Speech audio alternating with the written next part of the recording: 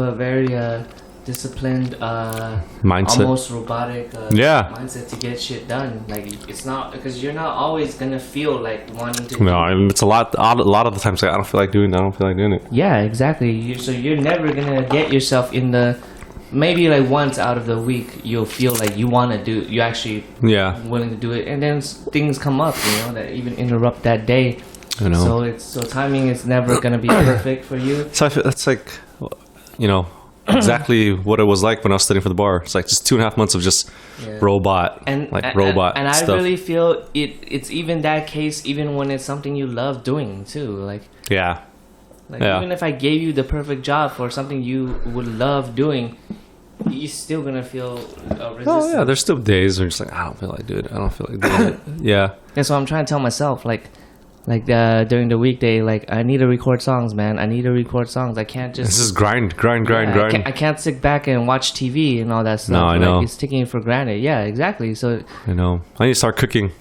I really need to start get cooking. This is like stupid shit comes in the way, but I need to start cooking. I feel like as I'm prepping for making tasty twigs, it's like I feel like Heisenberg. Because I'm kind of like in the beginning, right? In the beginning, he started with what like a very simple setup. Yeah. Like, where did they make their first batch? in the RV. Was it really? No, they didn't make it in RV. They made it in his house. Oh, in the basement of what's that face's guy's house? Pinkman's house. Yeah, right. Yeah, so you start there, and then eventually they invested in the RV. That was like their first upgrade. Just anyways, like, because I'm always thinking I gotta cook. When they finally met the Pollo Hermano. Actually, then that's when they were living the dream. Like, right. They can have whatever setup they want. That's crazy. Yeah. So I was thinking about it. I was like, man, because we went to the Sriracha factory, and I was like, dude, that's like. Yeah, that's 30 years. Just 30 years later. I was like, wow, that's crazy. Yeah, so it's like while I'm there, it's like I'm saying to myself, it's like try to imagine what his first batch was like. What was the environment and stuff. He probably didn't even have probably use mason jars or whatever. I know, right? Yeah, just start out. Yeah. Are we recording? Yeah, I'm already. Oh, you're already recording? Okay. Yeah. It's crazy. Yeah, man. It's like I just like his story.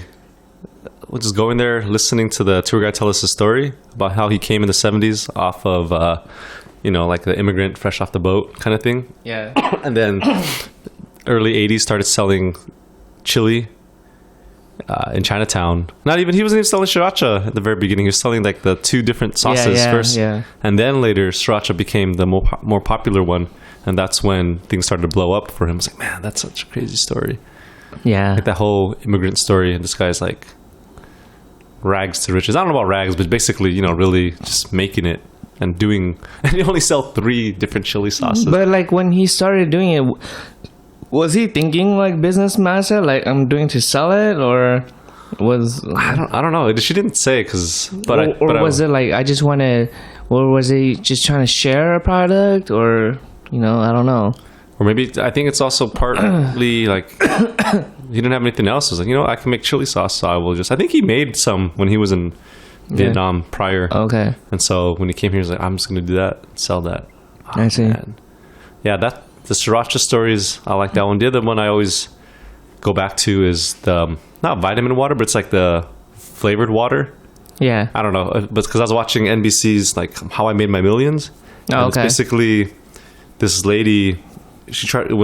She came up with this idea of like flavored water because her kids wouldn't drink water. So she would add strawberries and fruits and stuff. I think I told you this before, right? Or you mentioned it when we were like in Vegas because like they had those water dispensers where it's just a bunch of fruits on top and it doesn't even really give a strong flavor. It's just a hint of it. Yeah. So anyway, this lady to get her kids to drink water, she would put fruit and stuff in there so that they would drink the water.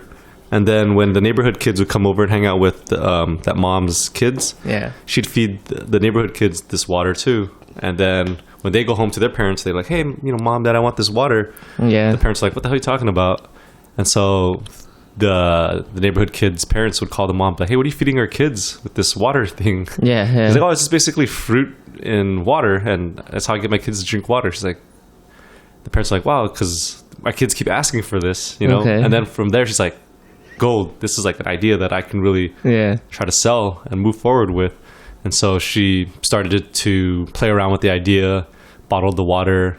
It took her a while to get it into retail. A lot of stores wouldn't take it. And eventually, I think Whole Foods was the one that was like, you know what, we'll try selling it for you. Like Whole Foods of all places, like, you know, it's like higher end kind of food chain. But they said, all right, well, we'll sell your stuff. And that's when it started to take off for her. And Whole Foods took it. I was like, man, that's... all it is flavored water. It's just fruit with water. It's like, oh my God, it's crazy. So, I mean, but she was the first one to do it. So that's the thing. That's what happens. I'm like, man, that's like just flavored water. Oh my God. Like, how many people who already do that are like shooting themselves in the foot for not executing on that idea? Nah, it's just it's always easier to talk than to do the walk, man. Like I was watching PewDiePie's video today. Yeah, there's one video. It's about it's called "Let's Talk About Money," and he's just doing a response to like when Facebook released like the information on his earning or whatever, you know, the news. And it became like a viral. I saw that video. Viral, and everybody was talking about his money. All of a sudden, everybody wants to know about his money and all that stuff. And he's just saying that like, he's grateful that he has the money, but like he's always been a happy person, and it's not the money that makes him happy. You know, he's still gonna be happy regardless. It hasn't really changed. It's changed his life in the sense that it allows him freedom to not worry about rent and all that stuff. But others than that, it's like. That hasn't changed his life that much, you know. And not only that, he says it's kind of good because he's grounded. Because some people, once they start making money, it's like, I'm gonna spend it and do this for sure. Like the Sriracha guy doesn't seem like that. Like, he seems really down to earth. The Sriracha guy. I'm just gonna call him the Sriracha guy. And that's the thing is like, that's because these people, they would have been doing what they're doing regardless of the money. That's why. So. But he was saying like, like ever since like a lot of people were interested, fascinated with the news, but there were a lot of people who were angry about it too, thinking like, what the fuck? This guy just rants on video games, playing video games. He just screams at the screen into a microphone, and that's it. And he makes millions. Let me do that shit, you know. But I watched it like because he said it's a lot of work because it's a lot of editing. It's a lot of and his response is if it's really as simple as you think it is, then do it. No one is stopping you. No one is stopping you from doing it. It's like and same thing. Like even with the vitamin water, if you really think it's that simple, you can still do it too. Do your own brand. I mean, a lot of companies are doing it. Like, exactly. So it's just easy to say. Like you try to make it like you pretty much just try to like.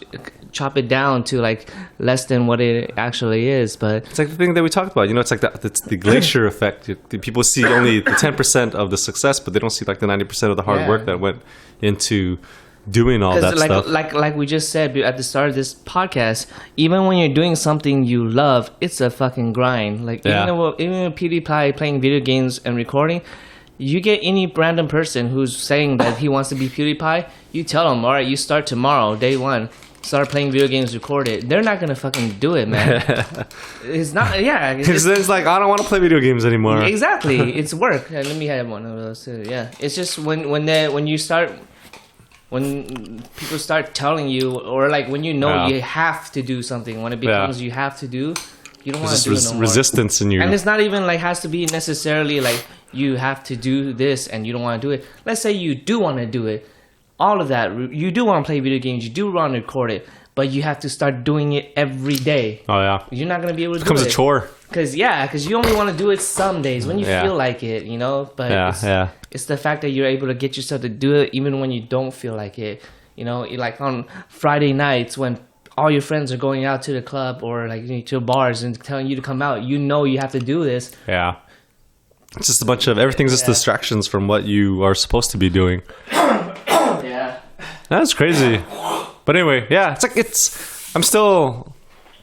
I'm amazed by vitamin water or whatever. It's like, man, it's just flavored water. So, like, what was the other one I watched? There was another one, how they made their millions, which was like really, there's this one. So basically, you know, like the when you like wear Halloween costumes, it's like the fake teeth that are all like messed up. Like that's how this guy made his millions too. Like he was the prosthetic, the fake like ugly teeth or whatever. Yeah. And like that's the one thing that he just sold, and he made tons of money because he had a roommate who was a dental student at the time. Okay. And they made like the molds and stuff for the teeth, and sometimes they get like some messed up ones. And then he's like, like we can sell this as like a gag gift to people or whatever.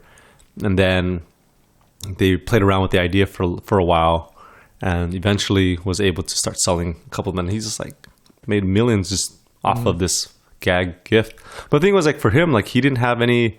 It was like he was struggling for the longest time, and eventually he just decided that that's what he's gonna do. Like, this is it. Like, I'm gonna do this. It's not like I don't know. For a lot of people who end up being successful, it wasn't like, oh, I'm gonna make my millions in this thing. Yeah. It's like they just stumbled upon this thing, and then they moved with it. It's like, oh man, yeah. Because I don't know, half the people you ask is like, did you always want to do this? No.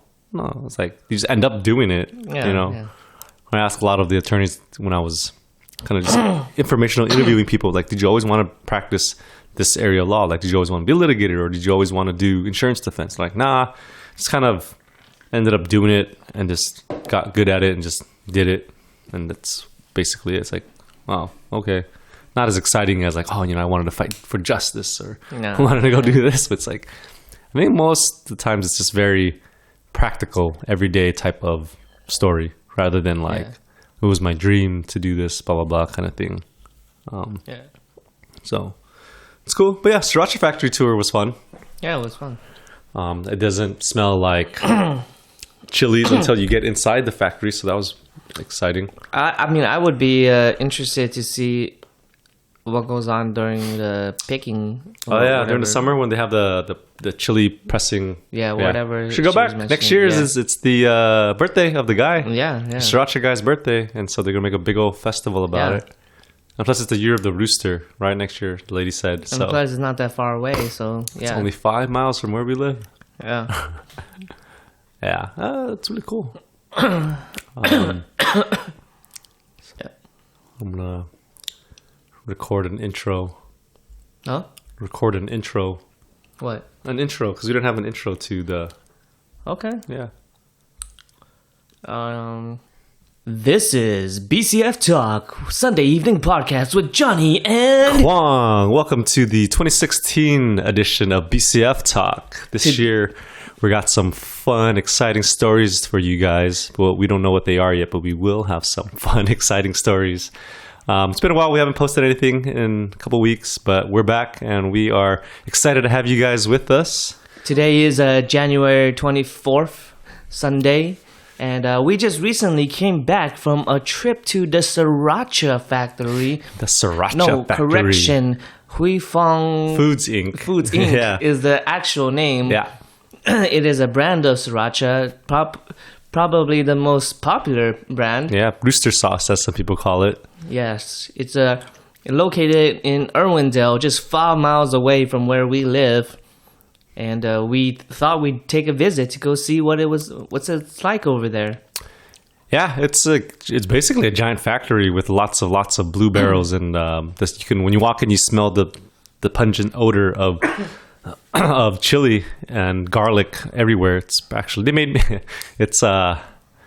I like the smell. I remember when it used to be at the Rosemead facility, and you drive over Rosemead Boulevard, you can smell the chilies like coming out through this filtration or whatever. But here, you drive by, you don't smell it as much, because I know the Huy Fong Foods had this whole nuisance thing with the city of Irwindale. Like, people are trying to get rid of the company because all the chili sauce or the chili smell would go into the air and bugs the neighbors. But eventually, a lot of negotiations and a lot of mediation, and then also fans were like, no, you can't close down the Sriracha factory. Because then people ended up like going out and buying bulks and bulks of Sriracha sauce because they thought they were going to be shut down. So the tour guide said, she had like fans coming in like, we had during that time where we thought you guys were going to shut down, we went off and bought like boxes of Sriracha. So it was very surprising for us when we got to the factory. This factory's or this company has been around for probably around 35 years. 35 years. We were very surprised to see how advanced the factory was with the robotic machinery. Everything was done automated. Crazy. Oh, yeah, it's crazy. From the bottles that they make in house to filling up the chili bottles with chili, topping it off with the top, and to packaging it into. My favorite was watching the saran wrap. How they were saran wrapping the all the boxes together so that they ship it in like. My favorite was the one before that process when all the bottles would come out and the robots would pack them in into the boxes, the cardboard boxes. That's crazy. That was pretty cool. Watching like the box goes fold up, and then just like. But the craziest thing is like that the owner, the Sriracha guy, like he designed the facility himself. Well, I'm sure he had help, but like the tour guy was saying, like, he designed every single piece of equipment for this purpose of making Sriracha. Yeah, that's crazy. Yeah, it's and the guy has no formal education. Like he didn't go to college, didn't study anything. He just learned everything on his own. And I'm pretty sure like he worked with like engineers. Oh, sure. He just had in mind already knowing the workflow of what what man does, you know. Yeah. And then the engineers would probably help him design. I like to think that he created all that by himself. Like he drew it all out. He drew basically has like the blueprints on like a napkin, like a paper napkin. He's like, yeah, man, I'm gonna do this today. He's like, I don't think it's But how awesome would it be? Like this genius or something. But that's fun. Yeah. If you guys are ever in the area, you can stop by. They have a gift shop, and if you buy one of their keychain Sriracha bottles, you can always go and get a free pump and refill at the Sriracha sauce factory. That's pretty cool. What also is really cool is that they license their trademark to people, but they don't get royalties for it, which I thought was really awesome. That the guy was like so people have to pay a fee you generally, if you like want to use like a license, say like if you want to use the Nike logo or something or whatever, then you have to pay Nike for the whatever money you make off of it. But for Huy Fong Foods, like they just let people use the rooster logo and let them use like Sriracha, the green cap and the bottle thing for free. And so like people just making money off of it. I mean, you could chalk it up to, like we were talking about, it's free advertising for them because, well, I mean, it's the cost of advertising because they don't advertise. You never see any advertising like in the news or not news, on TV or newspaper and stuff. So that people, create this cult following behind Sriracha, and that's just their advertising. That's the cost of advertising. So, well, I mean, because I don't think they're concerned with merchandise and all that because they just make hot sauce. Their revenue is just from the hot sauce. Yeah. It's kind of reminds me of like Rocky in the movie Rocky when he became like a celebrity and his friend Paulie asks him, "Hey, yo, is it okay if I start selling your t-shirts?" He's like, do whatever you want. Do whatever you want. Yeah, because the tour guy was telling like he just likes making hot sauce and he figures that making the hot sauce and getting paid for that is enough to sustain him. Like he's not trying to make like $1 bajillion. It's sustainable practice of business, rather than making even more. I'm sure he can make a shit ton more money just like getting off the royalties from the people that he licenses it to. But like why go through all the hassle and the work? Just do one thing and then let other people make money off of you. It's fine too. Share. It's fun. That's probably one of my favorite factory tours. I think I told you that. Yeah. Well, I haven't been to others, so I can't really compare. But because I went to one, when I was in Oregon, I went to the cheese factory. What's it called? Yeah. Oh man, I forget what it's called now. They make cheese. It's gonna bug me that I forgot the name. But in any case, that one. But they don't let you go into the facility. They just kind of everything's like covered.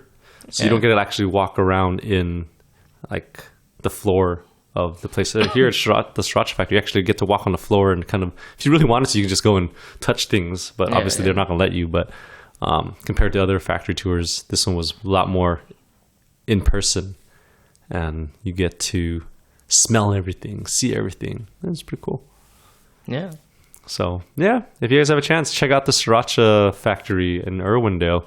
Just go on their website, type, and you can make an arrangement for the tour It's generally 1 p.m. and 2:30 p.m. Monday, Tuesdays, Thursdays, and Fridays. I don't think they do Wednesdays. Yeah. For whatever reason. But the best time to go is during the summers when they have the chili come in. And so that's when they start pressing all the chili and they make it a big old celebration. And you're going to see them press chilies because at that time they're working 24/7, just, grinding the chili. Yeah.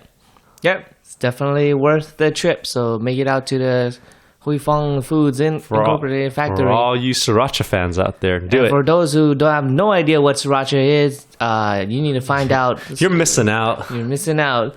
It's great on everything. Most popular on pho noodles, but try it on pizza. Try it on hamburgers. It is, oh my god, so delicious. It's basically what's in your spicy tuna roll. That's what they use in the spicy tuna roll. Sriracha. Okay. Yeah. So you don't even know that you're eating Sriracha, but you have been. Yep. And that's it for today. So till next time, stay